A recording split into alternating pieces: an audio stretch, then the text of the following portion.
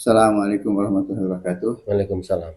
Innal hamdalillah nahmaduhu wa nasta'inuhu wa nastaghfiruh wa na'udzu bika min shururi anfusina wa min sayyiati a'malina. May yahdihillahu fala mudhillalah wa may yudlil fala hadiyalah. Asyhadu an la ilaha illallah wahdahu la syarikalah wa asyhadu anna Muhammadan abduhu wa rasuluh. Amma ba'du, segala puji hanya untuk Allah. Salawat dan salam semoga senantiasa tercurah kunjungan kita, Nabi kita, tauladan kita, Rasulullah Shallallahu Alaihi Wasallam, kerabat, sahabat, dan umatnya yang senantiasa istiqomah di atas syariatnya.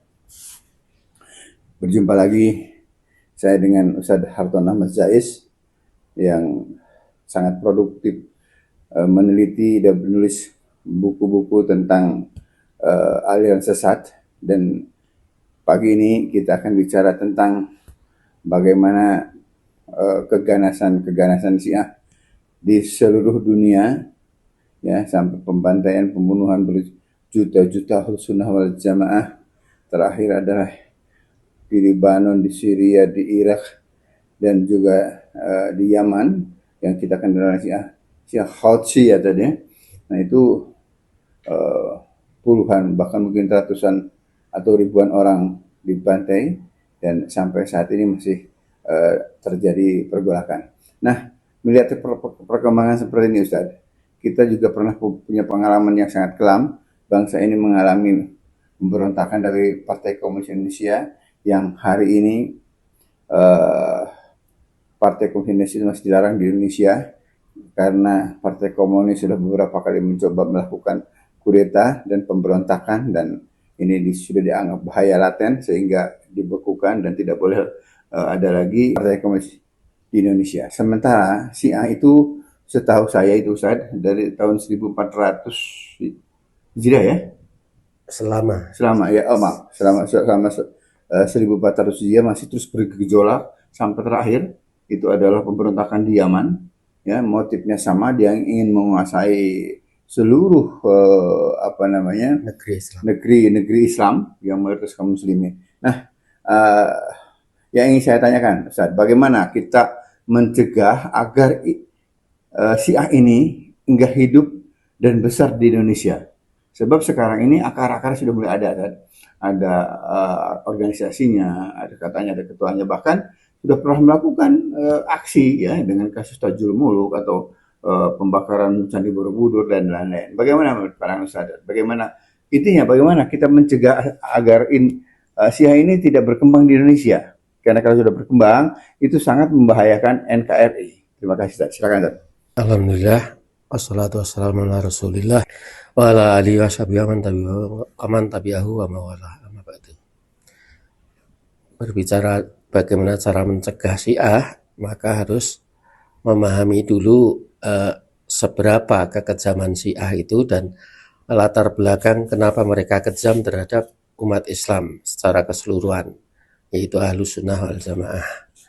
Kekejaman itu sebenarnya dimulai oleh orang Majusi, yaitu tawanan perang yang dia adalah tentara Majusi, kemudian ditawan oleh kekhalifahan Umar bin Khattab di Madinah.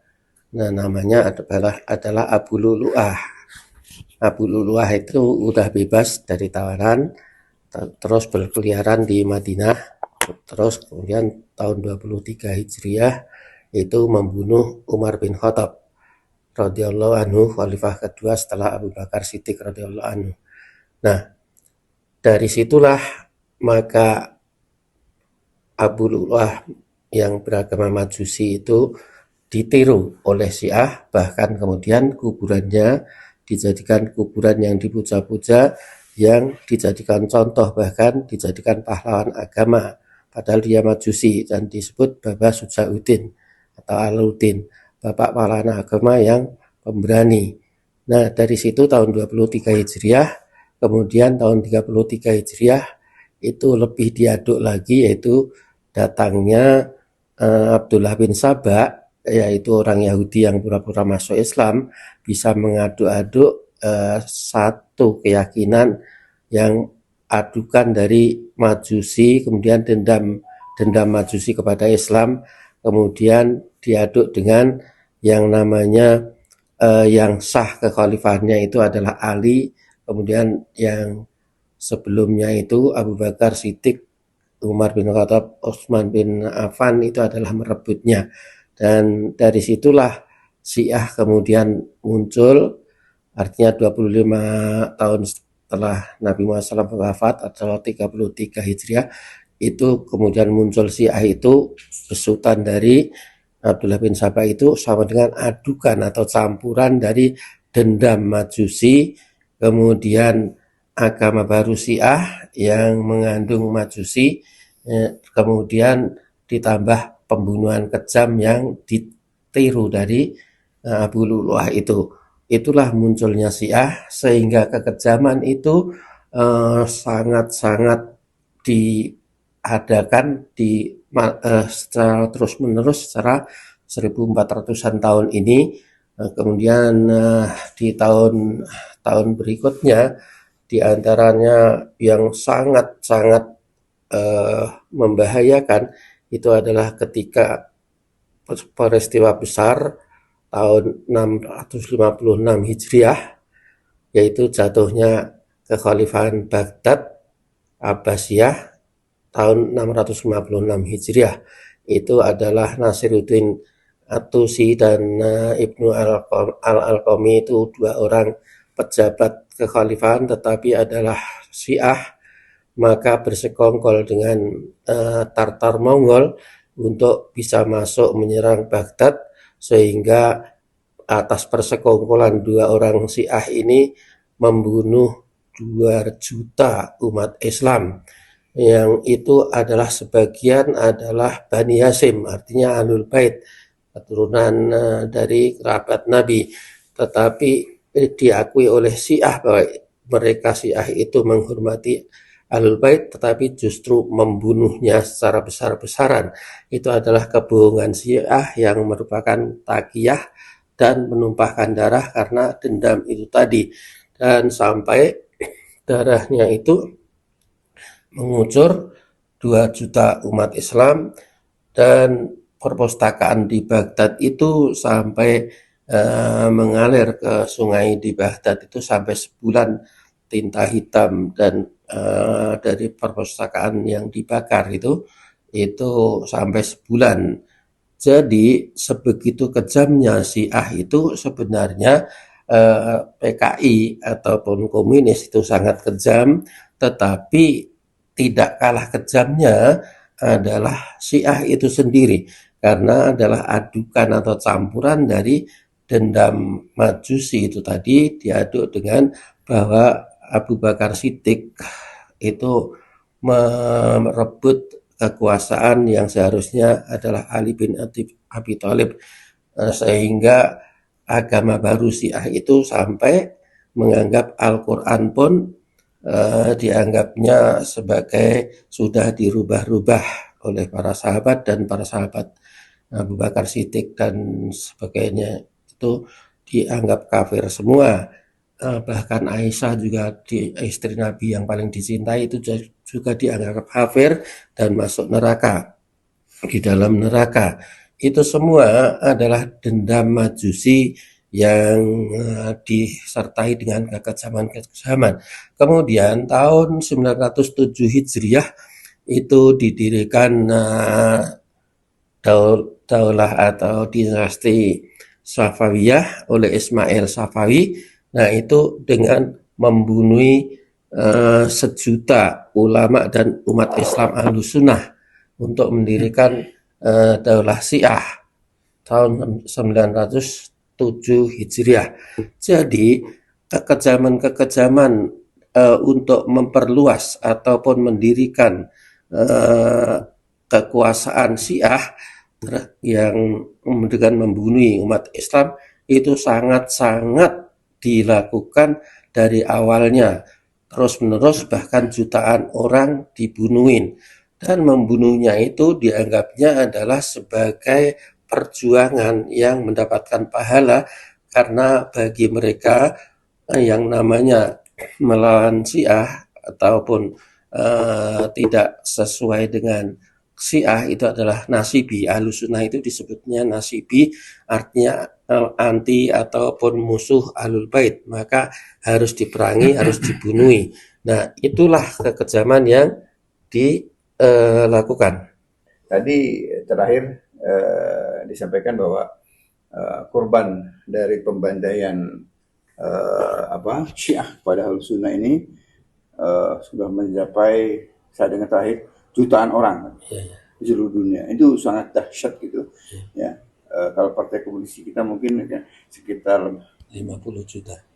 berkisar sekitar paling banyak 50 juta ya tadi. Ya. Nah, ini kalau saya udah jutaan, bahkan ada yang bilang 5 juta, 3 juta dan sebagainya. Tapi lebih dahsyat katanya itu. Nah, ini kita tidak ingin negeri kita ini jadi gaduh gara-gara Syiah masuk di Indonesia dan berkembang. Sebab Syiah itu mempunyai sifat menjajah, Ustaz. Nah, itu penting itu.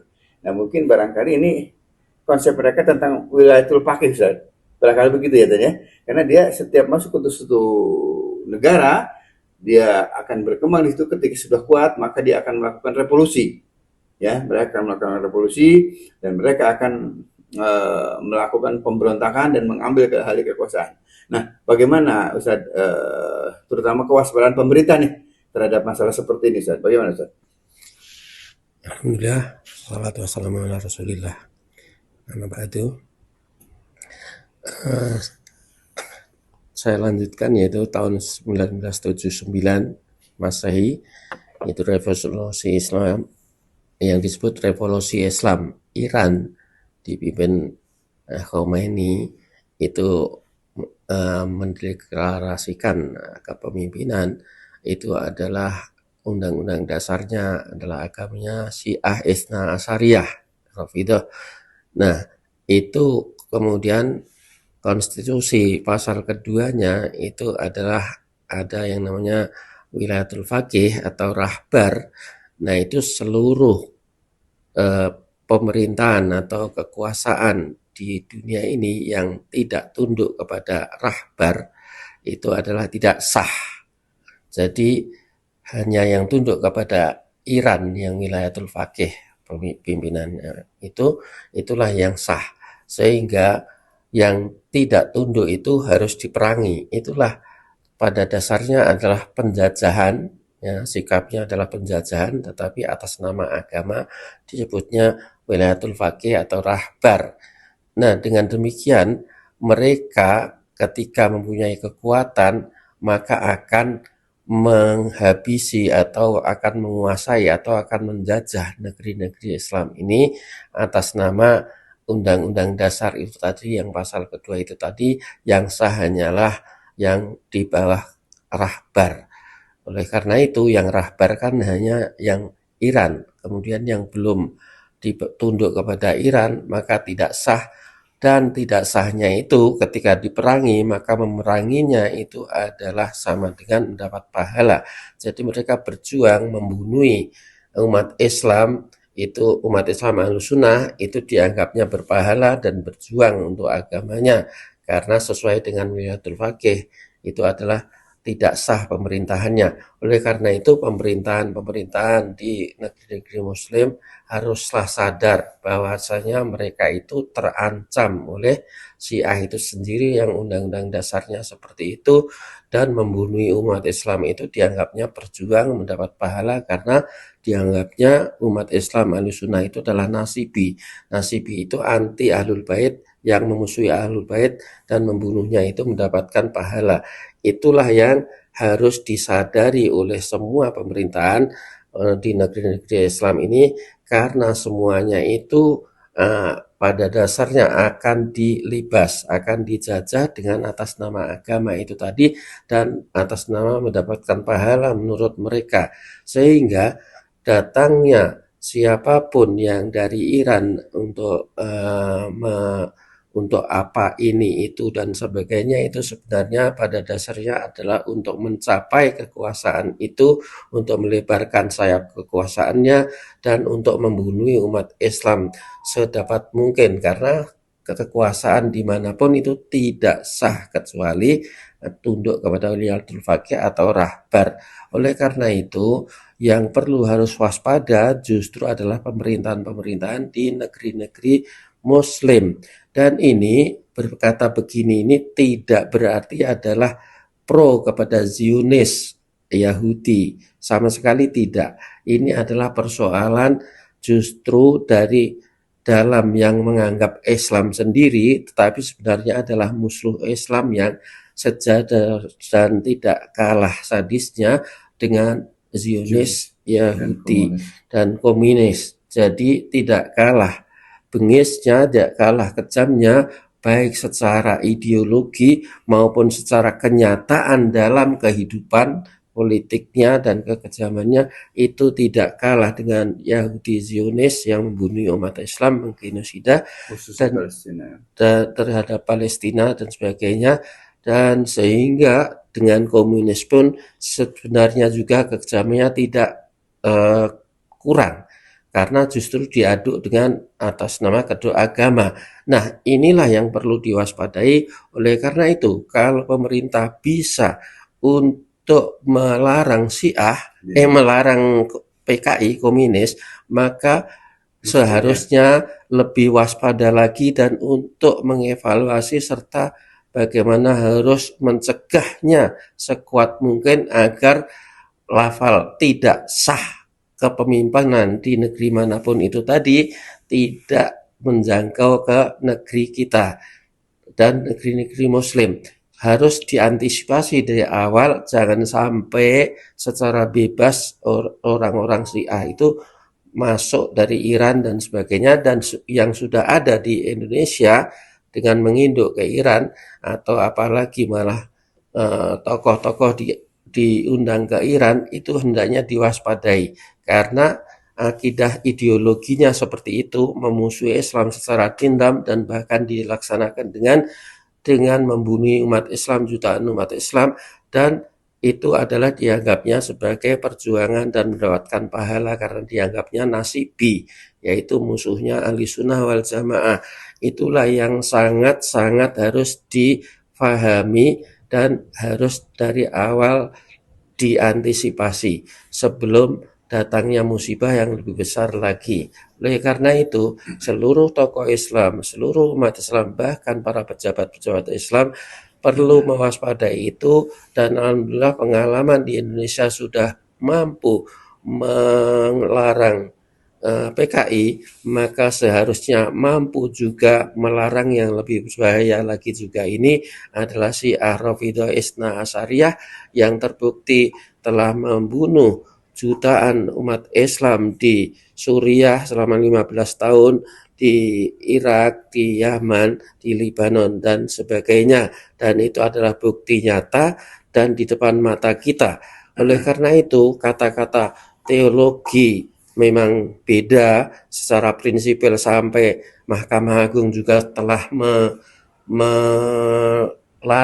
telah memutuskan bahwasanya Syiah itu adalah menyimpang dari agama Islam. Keputusan itu sudah inkrah, artinya menjadi hukum yang tetap. Mestinya itu di Indonesia adalah diterapkan, sehingga ormas-ormas Syiah itu hendaknya dilarang juga. Terima kasih. Mudah-mudahan ini pemerintah menyadari. Terima kasih. Baik, saya terima kasih Salam Jais. Ya, mudah-mudahan pemerintah menyadari dan melakukan introspeksi diri. Kalau kita menganggap PKI itu bahaya laten, ya, kenapa tidak kepada Syiah? Sementara korban PKI di kita ini kalau tidak salah sekitar 50.000 orang, tapi Syiah di seluruh dunia hampir jutaan, ada yang bilang 3 juta, ada yang 5 juta, dan di berbagai negara muslim. Untuk itu waspada Syiah harusnya menjadi slogan bagi bangsa Indonesia. Terima kasih Ustaz, terima kasih banyak. Jazakumullah khairan. Billahi taufiq wal hidayah. Assalamualaikum warahmatullahi wabarakatuh. Klik like, subscribe, komen, dan share.